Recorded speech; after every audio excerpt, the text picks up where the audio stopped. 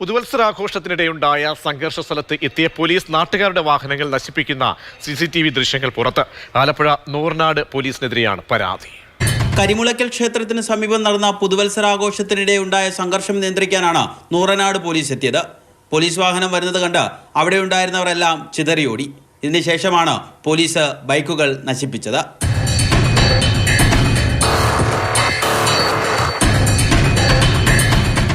സ്ഥലത്ത് നിന്ന് സാലു എന്ന യുവാവിനെ കസ്റ്റഡിയിലെടുത്തു. കണ്ടാലറിയാവുന്ന 10 പേരെയും കൂടി പ്രതി ചേർത്ത് ജാമ്യം ലഭിക്കുന്ന വകുപ്പുകൾ ചുമത്തി കേസെടുത്തു. പോലീസിനെ കണ്ടുകൊണ്ട് ഞങ്ങൾ ഓടിയ കൂട്ടത്തിൽ ഞാൻ മറിഞ്ഞു വീഴുകയും എന്നെ അവിടെ വെച്ച് പോലീസുകാർ കിട്ടി. ആ കിട്ടിയ കൂട്ടത്തിൽ പോലീസുകാർ എന്നെ ലാത്തിക്ക് വെച്ച് അടിക്കുകയോ ഇടിക്കുകയൊക്കെ ചെയ്തായിരുന്നു. എന്നിട്ട് എനിക്ക് സംഭവം നടന്ന സ്ഥലത്ത് എന്നെ കൊണ്ടുവന്നിട്ട് ഈ വണ്ടികളെല്ലാം എൻ്റെ മുന്നിൽ വെച്ചാണ് ഈ പോലീസുകാരെ തല്ലിപ്പൊട്ടിക്കുന്നത്. പോലീസ് നടപടിക്കെതിരെ പ്രാദേശിക DYFI നേതൃത്വം രംഗത്തെത്തി. മനുഷ്യാവകാശ കമ്മീഷനും ജില്ലാ പോലീസ് മേധാവിക്കും പരാതി നൽകും.